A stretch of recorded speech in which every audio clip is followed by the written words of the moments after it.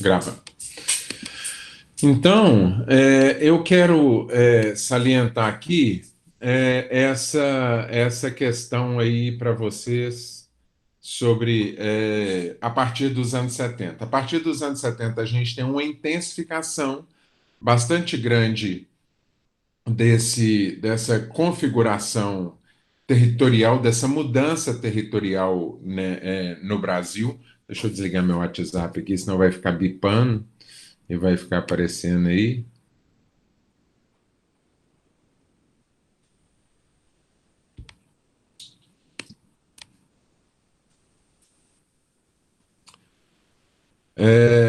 Mas eu queria dizer para vocês o seguinte, que o Brasil tem uma formação poligonal que sim vai se dar no entorno. Eu vou mostrar um mapinha aqui para que vocês consigam enxergar isso.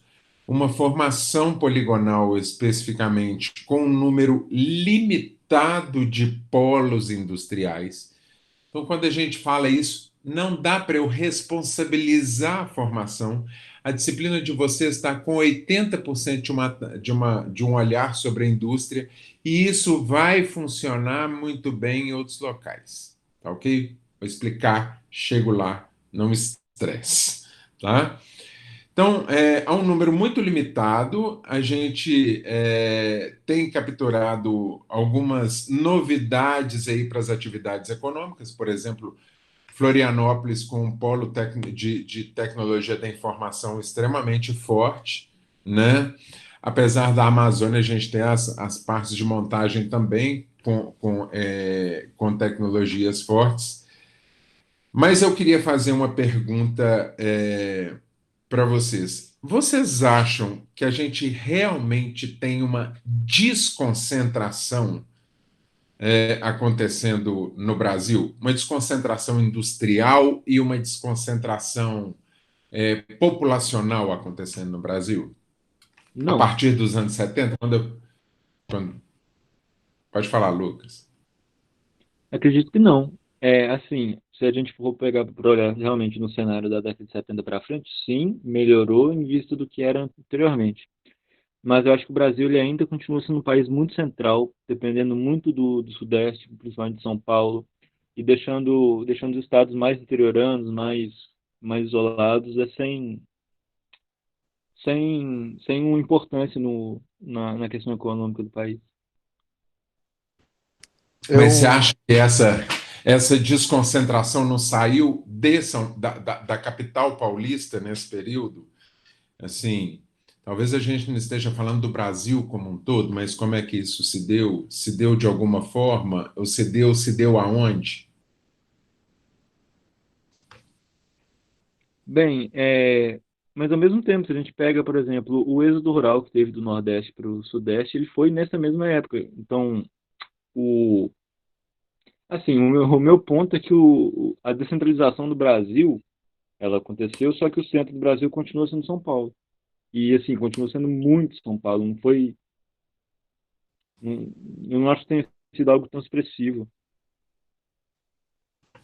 Então, deixa eu te mostrar que nós vamos chamar basicamente aqui dos chamados novos centros do Brasil, para que vocês possam enxergar isso. Vocês estão enxergando minha tela, gente?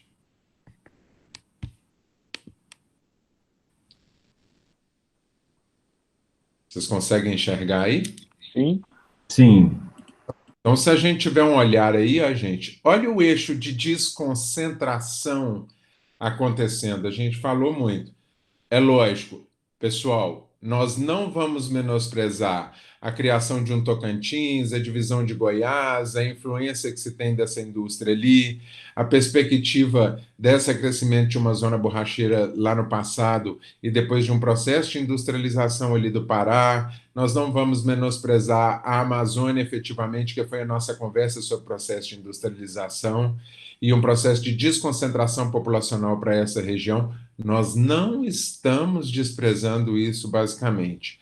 Mas dá uma olhada a partir dos anos 70, o que aconteceu realmente forte. Eu tinha São Paulo, capital, como principal polo tecnológico, e esse polo vai se ramificar. Se a gente olhar ele mais de perto, olha aí, olha o que aconteceu com ele. Por isso que a gente está chamando ele de um movimento poligonal. É isso que tem acontecido em relação ao Brasil aqui, tá? Isso não quer dizer que eu não tive movimento migratório acontecendo para o norte, movimento migratório acontecendo para o nordeste, movimento migratório também acontecendo aqui para o centro-oeste. Nós tivemos um desenvolvimento disso, mas é muito importante, então, eu entender que se a perspectiva é da indústria, por que que isso não se concentrou em outras regiões mais fortes? Como é que isso se deu numa perspectiva de crescimento e por que que isso não fugiu de São Paulo? Olha aqui. Ele não foge de São Paulo, ele está no entorno do estado de São Paulo, coligado efetivamente um com o outro. Belo Horizonte coligado a São Paulo, Santa Catarina, Porto Alegre, Uberlândia. O que que nós temos aí? Formação de cluster, tá? Eu vou falar um pouquinho mais para frente isso, rapidinho, mas formação de uma rede de mercado, uma rede industrial que fortalece essa região e impede o desenvolvimento especificamente de outras áreas. Tranquilo, gente?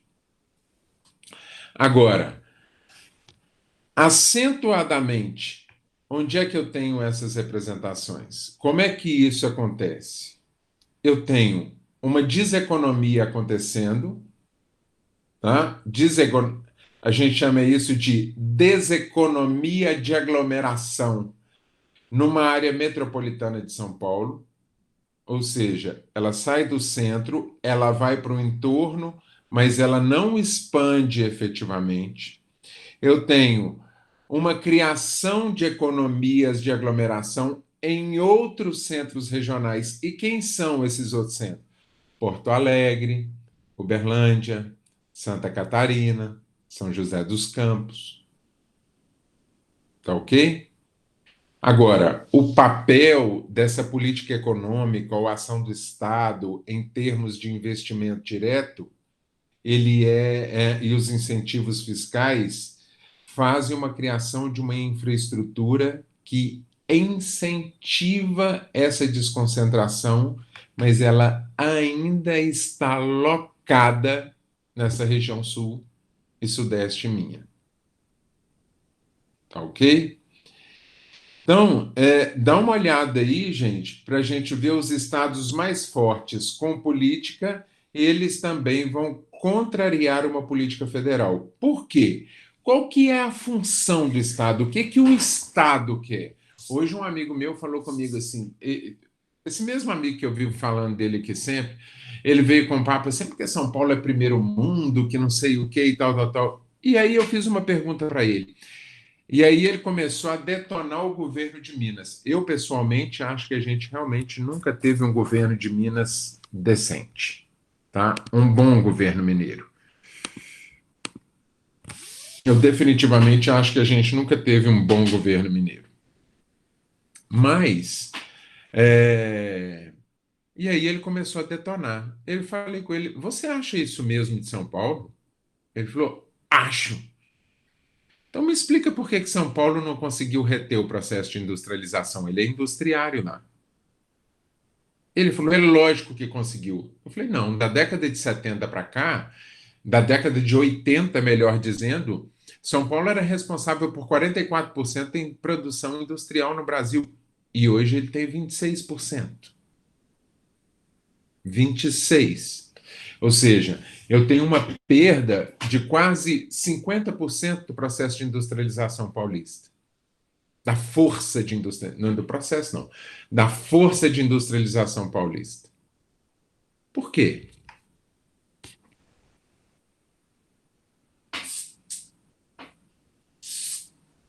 É um processo, Expertise. indica um processo de descentralização, pelo menos industrial. Descentralização é poder. É descentralização ou desconcentração? Desconcentração. e descentralização, são E ambas as coisas. descentralização, sim. É a criação Por, de novos centros, na verdade, né? Que é não, como a se criação fosse de novos interesses.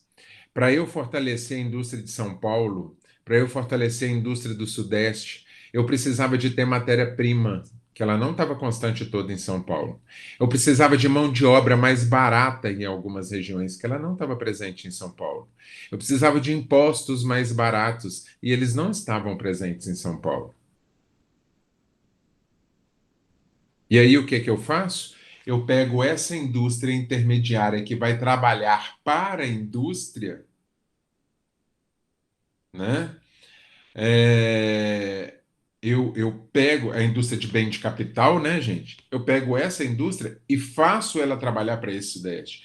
Faço trabalhar para essa indústria que já está estabelecida ali. Por isso que quando eu falei de Amazônia, eu falei a Amazônia estava ali para poder captar a indústria estrangeira e não para fortalecer necessariamente o Brasil. E aí o que que acontece? Quando o governo federal decide expandir, quando o governo federal decide esticar, quando o governo federal decide realmente desconcentrar isso, os próprios estados, com medo de perder a sua hegemonia sobre o processo de industrialização, se fortalecem. Fortalecem essa indústria dentro do Sudeste, fortalece essa concentração dentro do Sudeste e não deixam que o governo federal, ou seja, por isso que eu estou colocando aqui, efetivamente, que há uma perda, perdão, que há como é que fala? Que os estados mais fortes, como São Paulo, Minas Gerais, Santa Catarina, eles vão trabalhar para reter essas indústrias para cá, não deixar que o seu poder se espalhe efetivamente, a gestão do poder que eu venho falando com ela há tanto tempo, e ele vai contrariar uma política federal que desejava, em parte, fazer um processo de desconcentração. Lógico que há um processo de descentralização tentando fortalecer o Nordeste com a questão militar que nós conversamos lá. Mas isso é bastante irrisório para a gente aqui. Tranquilo, gente? Concorda, gente? Vocês conseguem enxergar isso hoje? Agora?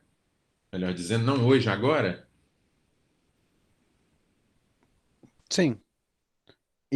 Além E consigo ver esforços do Estado brasileiro para isso também. Assim, do Estado governo à Nacional, parte. ou da União ou do Estado mesmo? Hum, não sei. Ó, se eu conseguir exemplificar, por exemplo, a tentativa de criação de polos tecnológicos, principalmente do terceiro setor e do segundo e terceiro setor no Nordeste, o Maranhão, por exemplo, isso é um esforço estatal para que se crie uma centralidade nova, né? E Mas uma você entende que o Maranhão não descentralização. tem força? Não tem a Sim, força que Santa Catarina tem, não tem a força que Minas Gerais tem, não tem a força que o Rio de Janeiro tem, não tem a força que São Paulo tem.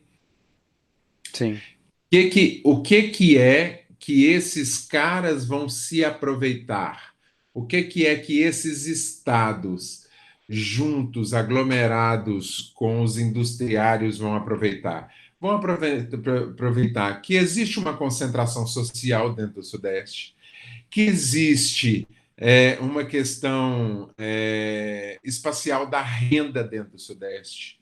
Vão aproveitar que existe um poder de compra dentro do Sudeste, coisa que o Maranhão, por exemplo, já tem uma maior dificuldade, e isso vai fazer com que ele reúna o poder para dentro do Sudeste. Então, o que ele vai fazer? Ele vai unificar efetivamente esse mercado, vai intensificar uma comunicação, intensificar transporte e intensificar até mesmo a competição entre as indústrias dentro do Sudeste, para que isso possa efetivamente ser fortalecido.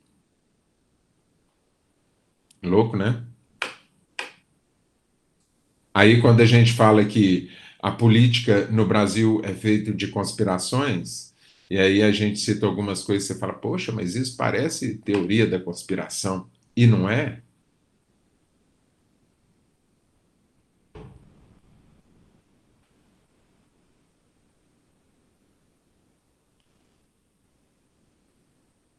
Então a gente vai ver que, ao mesmo tempo que a gente tem uma desconcentração efetivamente paulista, a gente tem uma.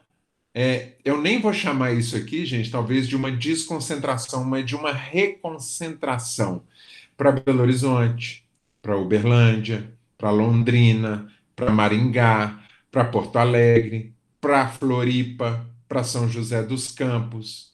Ou seja, é quase um processo elástico que vamos expandir e volta para cá.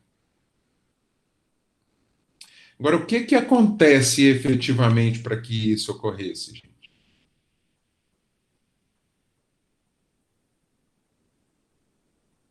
O que aconteceu lá na década de 80 para que isso acontecesse, para que isso se desenvolvesse? O que houve uma força? Olha, gente, vocês vão. Isso aqui é muito legal a gente ver, porque a gente vê, a gente toma um susto em pensar algumas coisas que a gente não tinha pensado antes, ok? E isso é muito importante para a gente entender a formação territorial. O que acontece no início dos anos 80? Primeiro, o que acontece no final dos anos 70, suavemente, no início dos anos 80, isso é reforçado. Qual é o poder que comandava o Brasil nos anos 70, gente?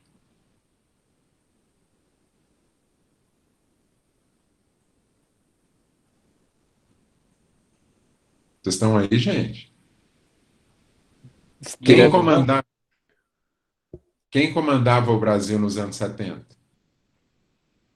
Governo militar. O que aconteceu no início dos anos 80? Direto já. O que acontece na direta já?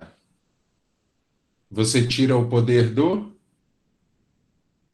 Estado sobre o mercado. A gente tinha um sistema keynesianista extremamente forte, aonde você tinha um sistema onde o Estado era muito forte e o mercado era muito forte, os dois trabalhavam juntos. Esse sistema já tinha quebrado em tudo quanto é lugar no mundo, a gente ainda permanecia, e de repente o que eu faço?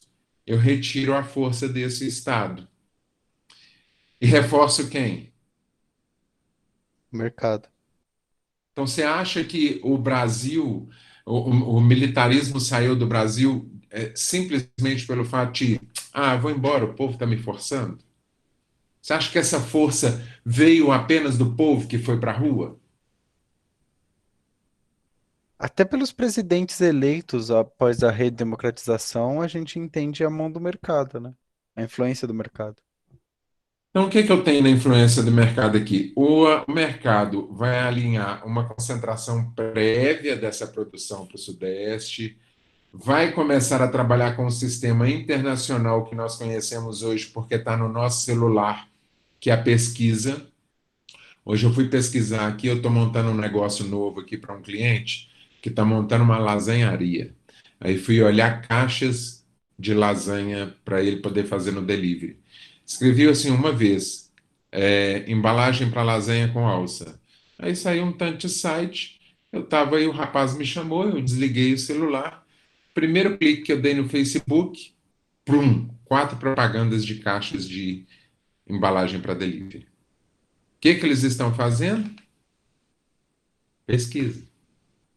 Então, eu tenho concentração prévia de produção, pesquisa, desenvolvimento de trabalho e desenvolvimento de renda para a formação poligonal ali apresentada e um reforço dessa indústria ali, aonde eu tomo o poder desse governo e enfraqueço esse Estado e fortifico o mercado. Tranquilo? É o poder do capital deitando o cabelo no Brasil. O que significa isso efetivamente para o Brasil, gente? Vou tentar não me prolongar muito. O que significa isso efetivamente para o Brasil? Significa a formação de um polígono no entorno da minha grande megalópole. Ou seja, na verdade, é uma formação de uma megalópole, né? Se a gente considerar no sentido mais. Porque a gente tem essa ideia de que megalópole é uma que é só São Paulo, mas essa formação é quase uma conurbação de mercado, né? Essas cidades estão se unindo numa força de mercado. Então, elas formam uma grandiosa metrópole, porque elas estão trabalhando efetivamente junto. E ela vai desbotar, como se diz, ela vai arrebentar, desestruturar todo aquele projeto Norte e Nordeste que a gente tinha, e ela vai incapacitar verdadeiramente essa região Norte e Nordeste de se sustentar e de efetivamente crescer. Ou seja, foi trabalhado na porquerença, ou por querer. Então eu quero, apesar de ser tão forte, eu queria aqui entrar nesse momento de fazer uma crítica não à disciplina, que eu acho que a disciplina é fantástica, é linda e é necessária, independente do que se você for trabalhar com a geografia física, humana, econômica, etc., é extremamente necessária. Mas eu queria fazer uma crítica ementa dessa disciplina. Por quê? Porque ela está extremamente engessada no processo de industrialização. No entanto, a gente vê um país com bases extremamente dispersas, gente, extremamente disformes.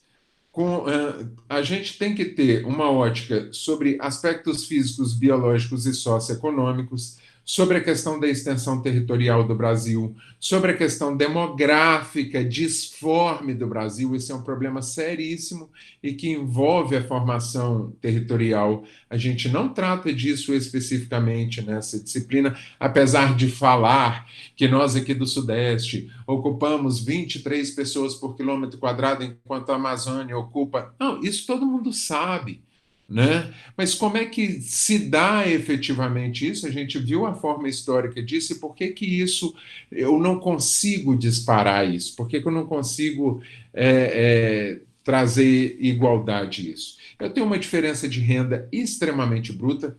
Só dar um exemplo para vocês. Eu tenho uma amiga que trabalha como funcionária pública no norte do país e que a irmã dela mora aqui.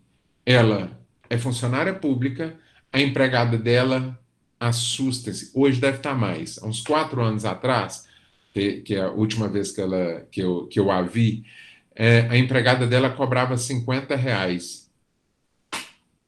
por mês para trabalhar. Só que boa parte dessa cidade ganhava R$ 50 por mês. Aí o que que ela fazia? Ela pagava a empregada dela, bonitinho, porque ela era funcionária pública, ela tirava férias, vendia 10 dias de férias dela, ficava com 20. Os 20, ela vinha para Belo Horizonte, trabalhar em Belo Horizonte como empregada doméstica. E o dinheiro que ela ganhava aqui como empregada doméstica, ela ia lá e pagava o ano inteiro da empregada dela. Ou seja, eu tenho uma desconcentração, a diferença, vou até nem falar de desconcentração, vou falar de diferentes rendas regionais hipercápitas acontecendo no Brasil. Eu tenho fronteiras abertas, eu tenho fronteiras virgens no Brasil, efetivamente. Isso não está constando aqui como processo de formação, deveria estar dentro do inventário de vocês, e eu acho que vocês devem, de alguma forma, cobrar isso em algum lugar. Eu não sei se vocês têm outras disciplinas que vão lidar especificamente com isso, tá ok? E eu acho que o estudo, efetivamente, ele vai muito mais além do que está proposto dentro dessa disciplina. Então, enxergar a formação brasileira como a gente enxerga dos Estados Unidos, como a gente enxerga da China com o processo de industrialização, como a gente enxerga da Alemanha, como a gente enxerga da Rússia, como aquela indústria que mudou todo o território, que reconfigurou todo o território. Cara, isso não aconteceu no Brasil. A gente não pode ter esse olhar único sobre o Brasil. E quem mexeu com a ementa dessa disciplina pensou num processo de formação territorial quase que planificado para um mundo inteiro, onde a indústria tinha influenciado sobre a formação territorial nos Estados Unidos, a indústria teve muito mais força de formação territorial no México do que no Brasil. Então, se eu enxergar essa formação territorial como uma formação territorial como Estados Unidos, Japão, China e outros, e menosprezar o que o Brasil efetivamente tem de ímpar, eu começo a jogar parte dessa disciplina fora. Então, lógico, eu não estou menosprezando aqui, não estou dizendo que esse capital efetivamente não fomentou uma hiperurbanização dentro do Brasil, né? A gente vê uma concentração de população, sim, a indústria teve força sobre isso. A gente vê uma atividade econômica e se concentrando principalmente dentro das áreas dessa metrópole.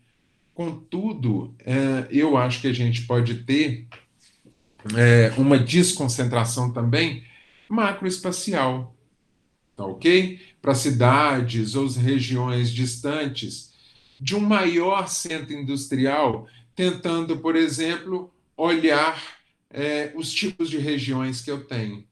Se eu tenho, por exemplo, regiões com fronteiras mais dinâmicas, exemplo, centro-oeste, até o norte do país, por exemplo. Eu tenho enorme recurso natural, ponto para eles. A gente devia ter uma indústria lá que tivesse um alto desenvolvimento para uma indústria de base e os seus efetivamente derivados, né, gente?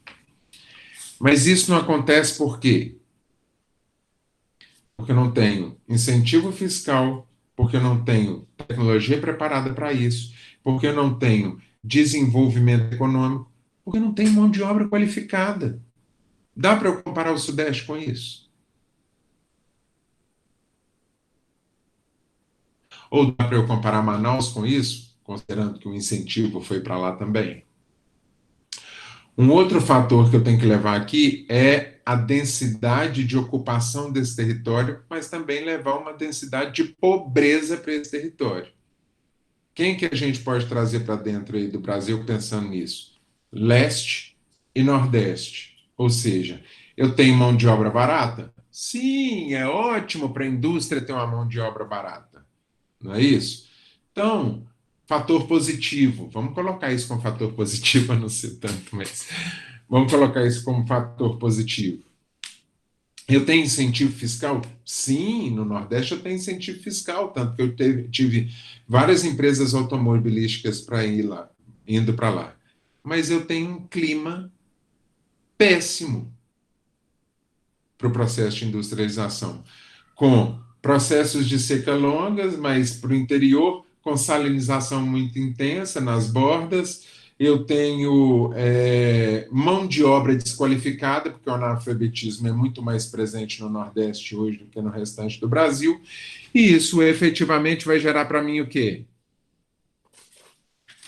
Vai gerar para mim o quê, gente?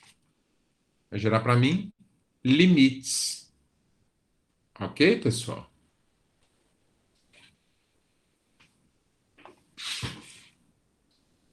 Tranquilo aí?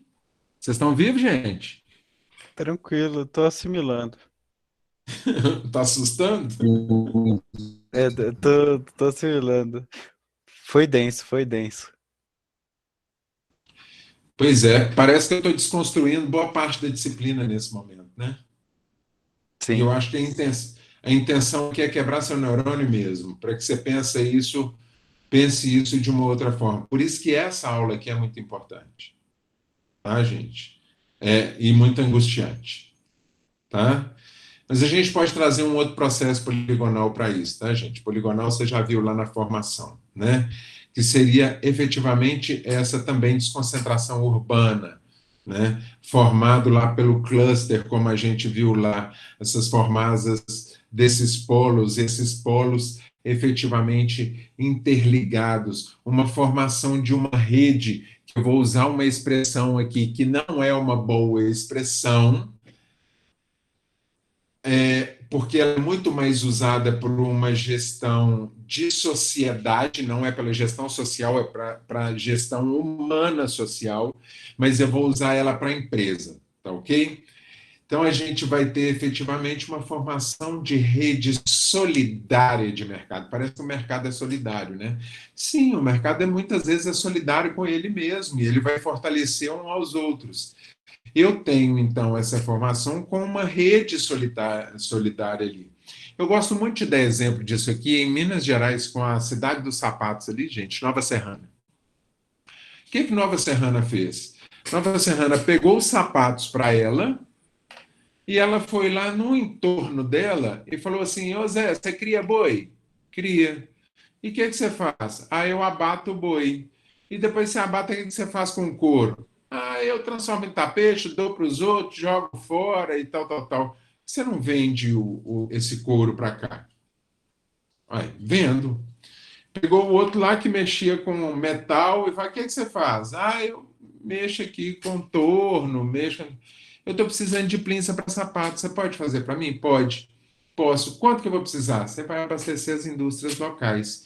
E fomentou efetivamente o chamado desenvolvimento local. Se vocês não têm conhecimento do que é o desenvolvimento local, me peçam lá no grupo que eu coloco o texto sobre desenvolvimento local para vocês. Tá ok? Acho que é essencial um geógrafo entender isso. Poucos geógrafos entendem sobre o processo de desenvolvimento local. Viu, gente? É essencial que um geógrafo entenda os processos de desenvolvimento local, principalmente para um país grande igual o Brasil.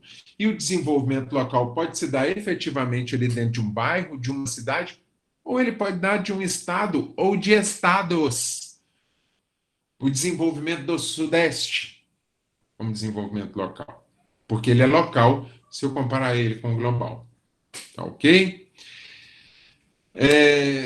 Apesar, gente, de eu ter efetivamente esse Estado com essa intervenção não tão forte, eu vou ter sim um esforço desse Estado numa tentativa de integração nacional, só que eu não tenho isso efetivamente pela ação governamental, ok?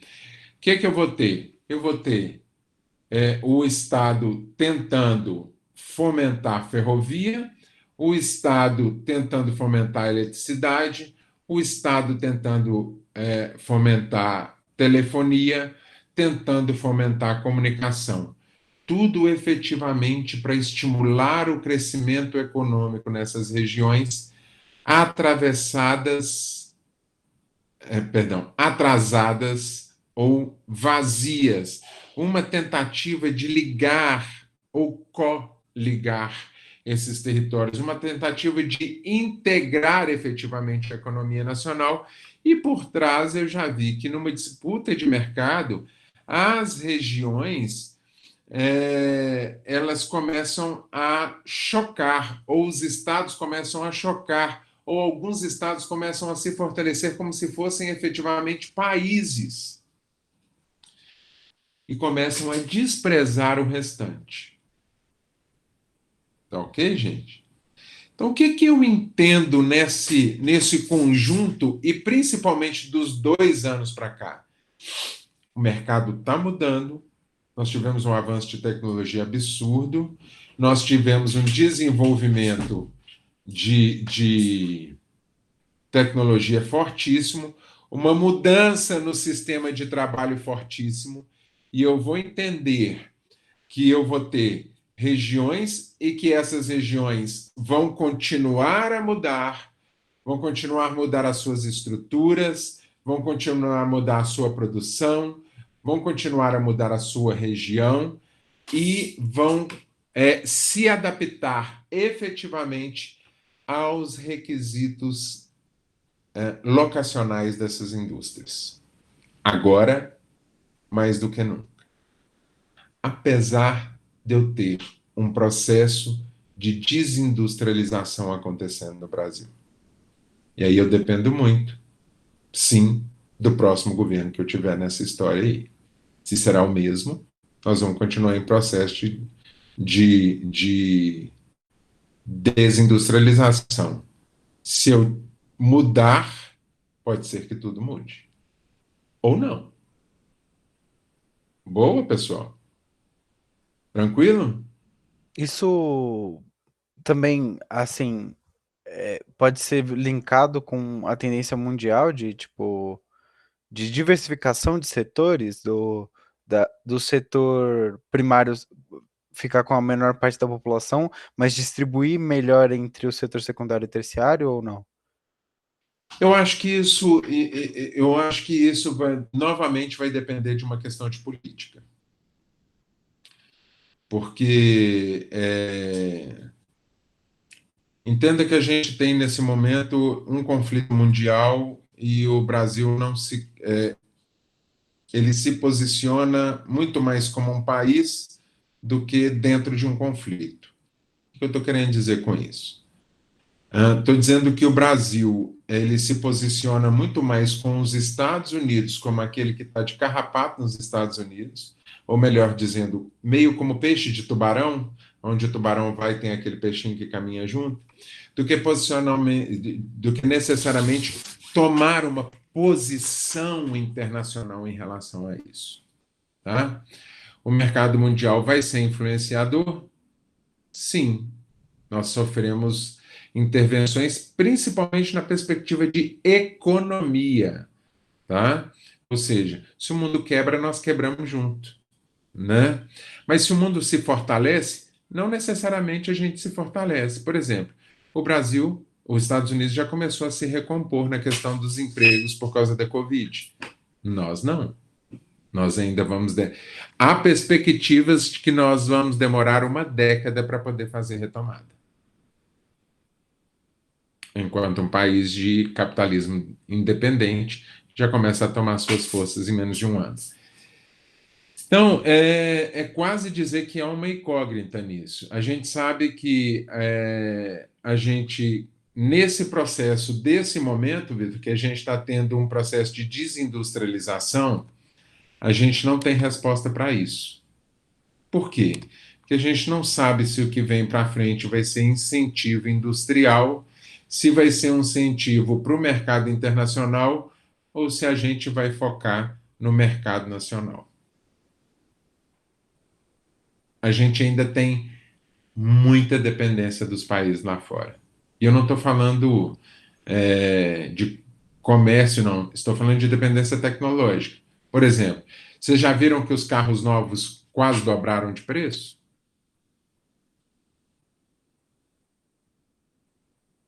Vocês chegaram a ver isso, gente? Sim. Sim, Por fiquei quê? cara. Alto do Alto dólar consumo, influencia alta também, né? produção, alta demanda. Olha o conjunto de coisas que tem aí. Primeiro, dólar, né?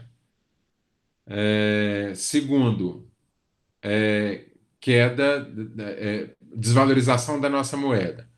Por querer, tá? Desvalorização da nossa moeda. Terceiro, Covid. Várias fábricas pararam de produzir. Tá? A Ford fechou, né? Várias fábricas ficaram paralisadas. E aí, meu caro, mercado, lei de oferta e de procura. Muita gente procurando, pouca oferta de mercadoria, carro caro. Tanto que não é só o carro zero que aumentou, o carro usado também. Carro usado aumentou porque aumentou a demanda. Agora, olha o escravo de Jó. Nós retiramos a matéria-prima, transformamos em chapa e mandamos para fora para dobrar. E compramos a porta pronta para montar o carro aqui. Tem sentido? Você fala, nenhum. não. Por que a gente não faz. Perdão, Juliana, eu vou falar, tá? Ele não faz a porra dessa dobra aqui. Por que não faz essa porta aqui? Dependemos de mercado internacional. Ele vai lá para fora com valor X e volta com 10x a mais. E aí, esse Absurdo. mercado de importação e essa fábrica que fechou lá, eu pago a exportação, pago a importação e ele vai virar aqui um carro.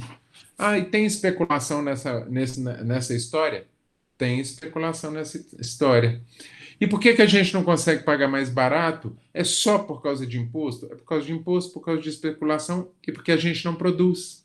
A gente monta.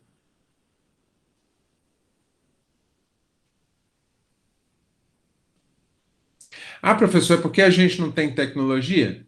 Qual que é um dos carros mais fortes que já apareceu aqui no mercado brasileiro? Chama Troller. E aí, o que nós fizemos com a Troller? Vendemos para outro país. Então, nós temos tecnologia? Temos. Conhecemos o terreno e conhecemos o que nós precisamos para os nossos carros? Conhecemos. Por que a gente não faz? Porque a gente prefere vender. Então, a gente continua, de certa forma, sendo.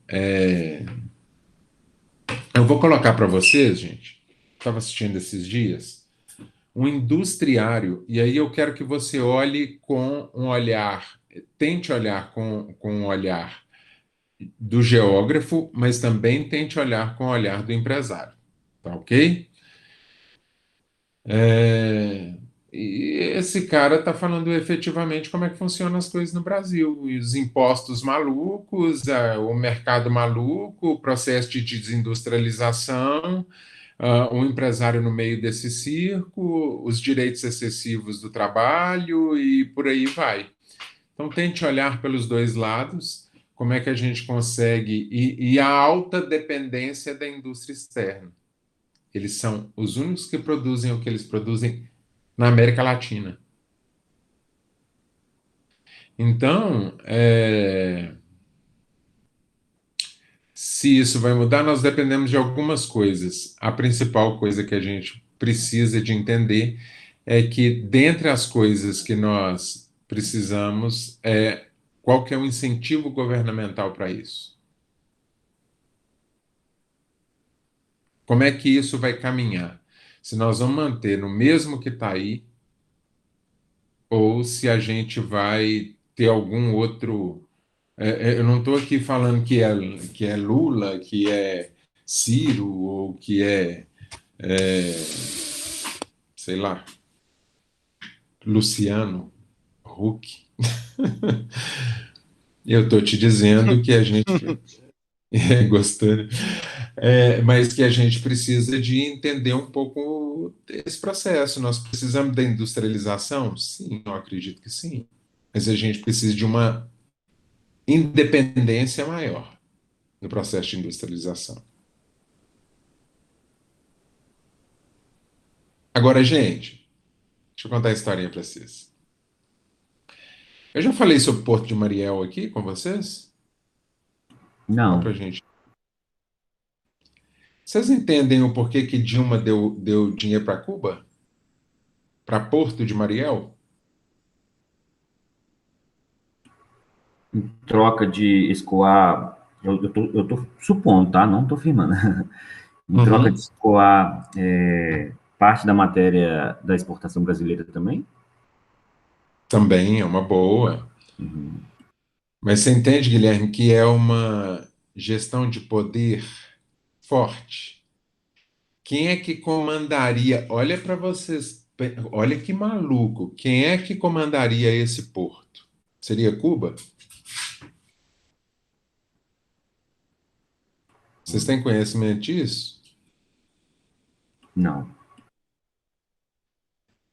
3 países comandariam esse porto. Esse porto, ele é a entrada para toda a América Central um mercado que está fechado pela cordilheira de um lado, não tem como escoar mercadoria, e é um mercado com grande dificuldade, por quê? Porque ele não compra e nem vende de ninguém, porque a única entrada que ele tem é por Cuba. Como Cuba está embargada, eu tenho uma América Central extremamente rural e que precisa de ser explorada pelo mercado.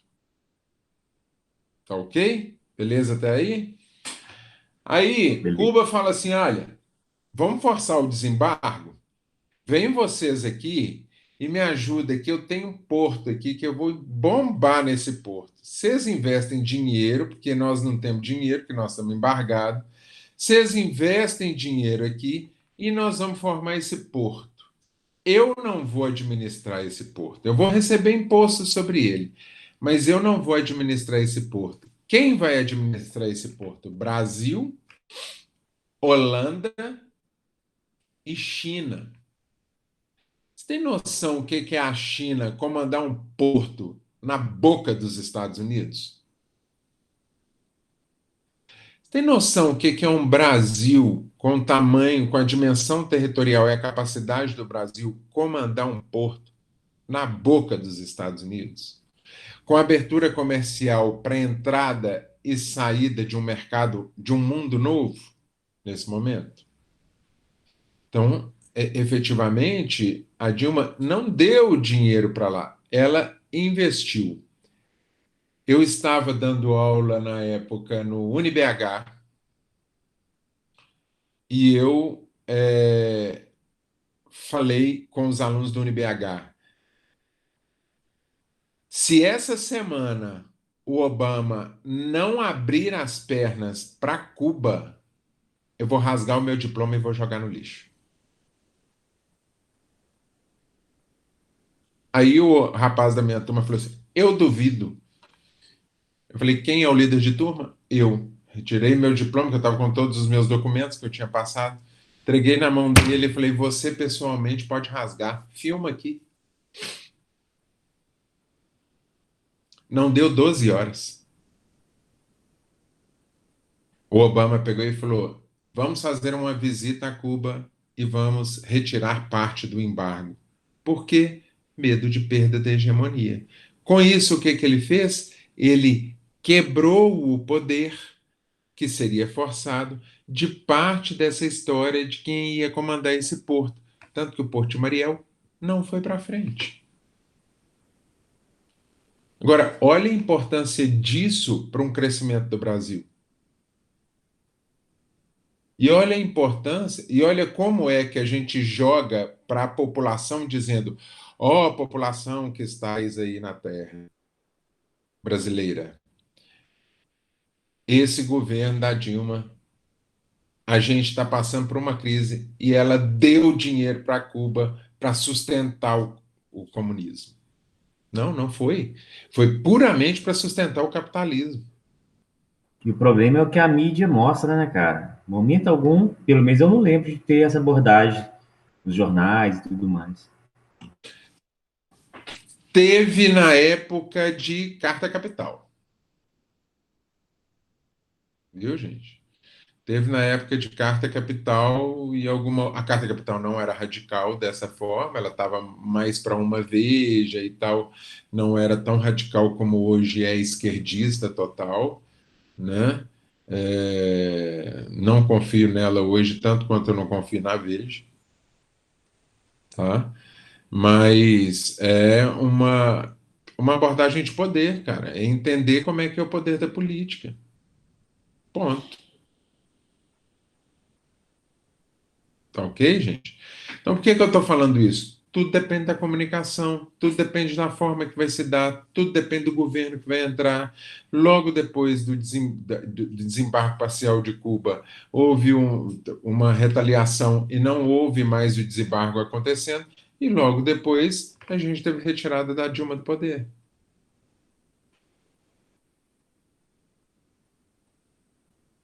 Só estou tentando demonstrar para vocês aí o que a gente tem que pensar e maquinar a esse respeito. Beleza, pessoal? Acho que vocês têm que pensar bastante aí de como é que as disciplinas de vocês, para trás e para frente, vão lidar com essas perspectivas, tá ok, gente? Como é que essas disciplinas vão olhar essas questões das imparidades do Brasil, o que é que o Brasil tem de ímpar na questão do território biológico, na questão do território físico, na questão da demografia descompassada do Brasil, da educação descompassada do Brasil, como é que ele lida na sua formação territorial sob esse olhar. Essa disciplina merece sim ter 30, 40% de industrialização, mas ela merece ter os outros 60% para que a gente possa pensar nessa questão. Ok? Se eu não tenho como efetivamente deslocar fortemente a minha indústria, por que eu não produzo, então, a gestão local para esses locais que estão com grandes dificuldades? A gestão social já demonstrou que isso é possível. A geografia já demonstrou que isso é possível. A antropologia já demonstrou que isso é possível. A sociologia já demonstrou que isso é possível. Por que eu não desenvolvo e trabalho isso? Porque não há efetivamente interesse político. Por isso que eu falo que é muito mais político do que propriamente outra coisa. Amém? Beleza. Amém. Beleza? Dúvidas, pessoal? Não no momento, mas eu também. Mas vão surgir. Eu tenho que pensar. Porque muita coisa nova, mas é uma forma Assiste de diferente. novo a aula.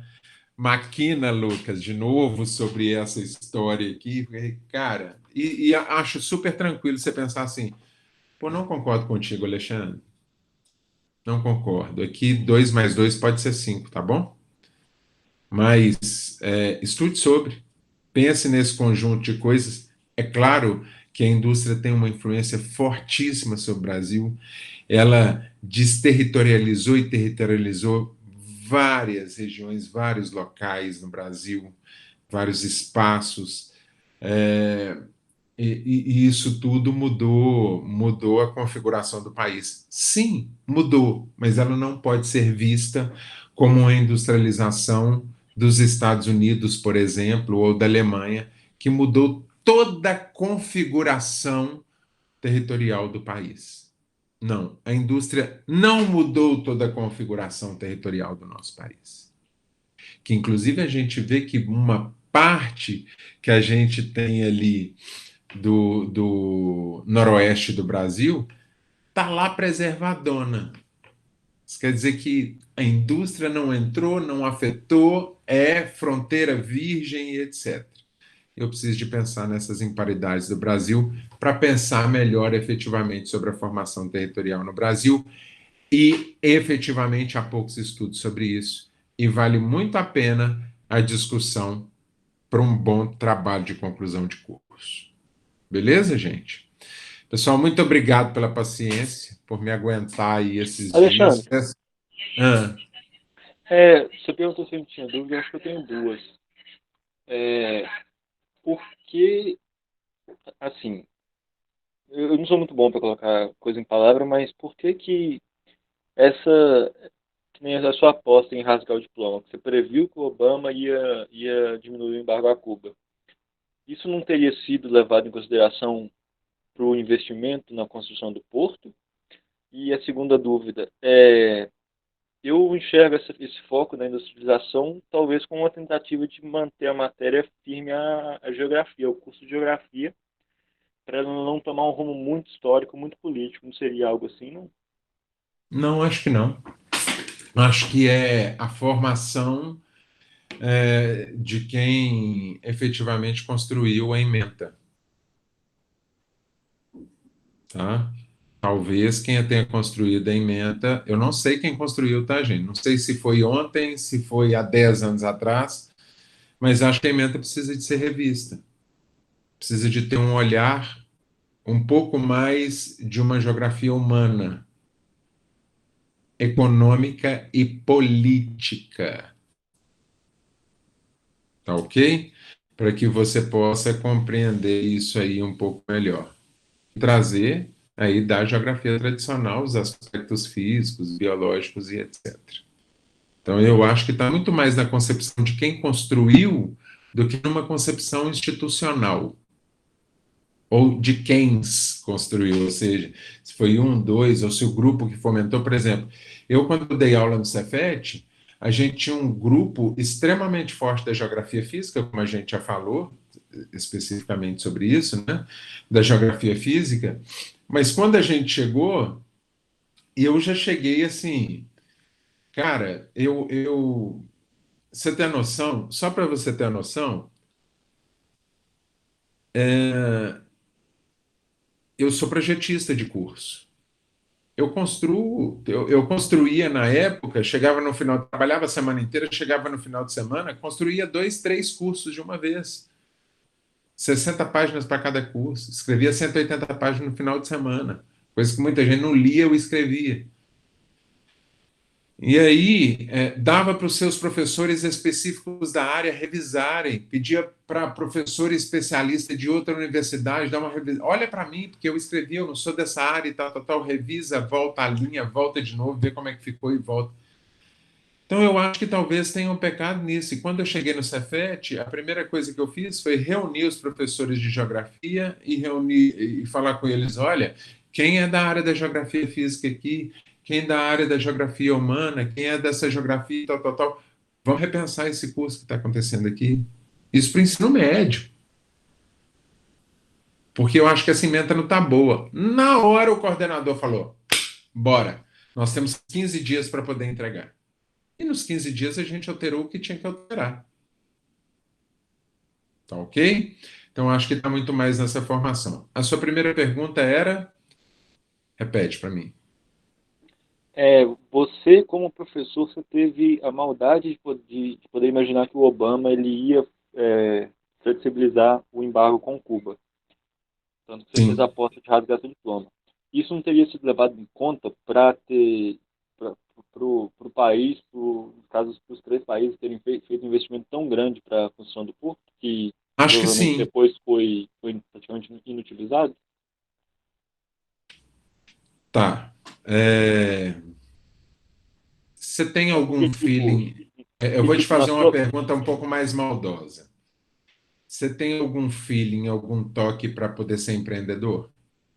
Você sabe a diferença entre um empreendedor e um empresário?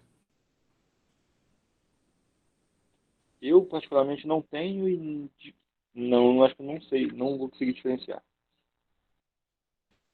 Esse amigo meu que é industriário em São Paulo, ele é empresário, ele não é empreendedor. O empreendedor, ele está no foda-se. Vou aproveitar que só tem homem aqui, eu posso falar. Vai ficar gravado também, que sai. O empreendedor, ele está no que se dane, cara. Ele vai enfiar as caras e vai fazer de qualquer jeito. Você já pensou um cara na situação do Brasil hoje, um industrial na situação do Brasil hoje, falar: preciso comprar uma máquina de R$ 1 milhão e vou pegar um empréstimo para isso. Aí você fala: caraca, mas você não sabe quem é que vai entrar na presidência daqui a 1 ano e meio. Não é loucura isso? E o empresário vai falar: loucura é ser empresário no Brasil. Foda-se, eu vou fazer. E o empresário fala: vamos esperar primeiro ver como é quem é que vai entrar, como vai entrar, quando vai entrar, para que vai entrar, com quem vai entrar, para aí eu ver se vale a pena eu investir. Então, o meu pensamento nesse momento é que foi um lance, sim, pensado, talvez com um toque de inocência. Se a China tivesse o poder hoje, na época que ela tem hoje, tinha sido uma relação bem diferente. Tá ok? Mas a China estava em processo de crescimento mais intenso, um processo e ainda que não tinha esse poder todo, mas eu penso que falaram: cara, foda-se, vão fazer. E Fidel tem uma culpa grande nisso. O Fidel, ou os governos que estavam na época, tem uma culpa grande nisso, porque na hora que o Obama falou: vamos tirar o embargo, Vocês me recebem aí? A primeira coisa que eles fizeram foi: chega aí, vem cá. Fui lá e tirei uma foto apertando a mão do cara. Aí a China já, ó, se retraiu. Aí a Holanda já falou: ó, tô fora. Por quê? Como é que você briga com o cara e ao mesmo tempo aperta a mão dele? Parecendo o Lula. Tá ok, gente? Tem foto do Trump com o chefe do Estado da China, desse mesmo jeito. Como é que é? Se bem que a gente também tem uma foto do Trump naquela reunião com o chefe do Estado da China também apertando a Cara, mãozinha. mas é outra relação totalmente diferente. Nós não estamos falando de um anão contra Golias. Nós estamos Verdade. falando de Golias versus Golias. Quase uma guerra feia. É muito mais um jogo de política do que de poder. Agora, quando entra o gigante que é inimigo da nação, anão, de todo mundo é anão, e aperta a mão, é o anão dizendo: é melhor se render. Tá ok? Então, é tudo processo de maldade, cara. Hoje, quando eu falo de algumas coisas na política, aí todo mundo fala: você é louco, né? Porque, pô, mas estudei política há 20 anos. É bem possível que eu entenda um pouco disso. O cara fala: não, isso não tem condição. Quando eu falo que a China tem uma, uma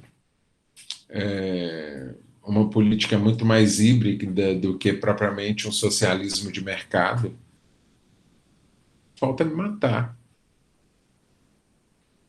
Então, cara, não sei. Assim, na minha concepção na época era a única forma que o Brasil, que os Estados Unidos tinham era de jogar pano quente na história, ou melhor, jogar um balde de água fria naquele calorzão que estava lá. Só que dois dos que estavam mais fortes lá, ó, vazaram na braquiária. E o Brasil tomou o poder. E com quem que o Brasil sempre teve, gente? Com os Estados Unidos. Não é isso? Você vê agora, por exemplo, essa semana saiu uma conjugação do Exército do Brasil com o Exército dos Estados Unidos, dizendo que estão juntos para 2021. Ou seja, nós estamos prestes a ter um golpe, nós voltamos à ditadura, voltamos, não sei. Ok? E quem, Mas quem costura isso, né? Como que costura isso? É a muito gente, estranho. olha, uma coisa eu tenho visto nesse momento, Vitor, que é o seguinte: nós já não estamos falando de território mais, de formação territorial. Mas uma coisa que eu tenho visto nesse momento é o seguinte: o país que representou a globalização e que representou um mercado expansivo no mundo, nesse momento se retraiu, está com medidas protetivas. O país que sempre foi da comuna, né, ou ao menos na última no último século, e foi da comuna e que deveria ser mais protecionista, tudo que quer nesse momento é ser globalizado. Tudo que quer nesse momento é defender a globalização. Ou seja, o país que deveria defender a globalização está em recuo e escudo. Esse é os Estados Unidos. Medidas protecionistas contra o mercado porque ainda não sabe o que fazer, mas reconhece que está perdendo poder. Versus a China, que está invadindo tudo quanto é território, está cada dia mais forte, e quanto mais mercado tiver, mais forte ela fica. E agora, se os Estados Unidos espertamente vão dar um tombo em algum momento com isso, ou não, ou que a China vai cair de alguma forma ou não, a melhor coisa eles estão tentando fazer é virar para o povo e falar: essa é a China comunista, não queiram a China comunista, e tentar fazer com que o país se retraia, que a população, o povo se retraia contra eles. Agora, por que que eles não se retraem contra eles? Porque é Golias versus Golias.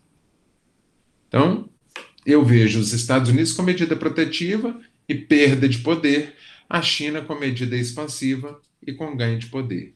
O que vai ser disso? Aí é papo de economista, já não é comigo.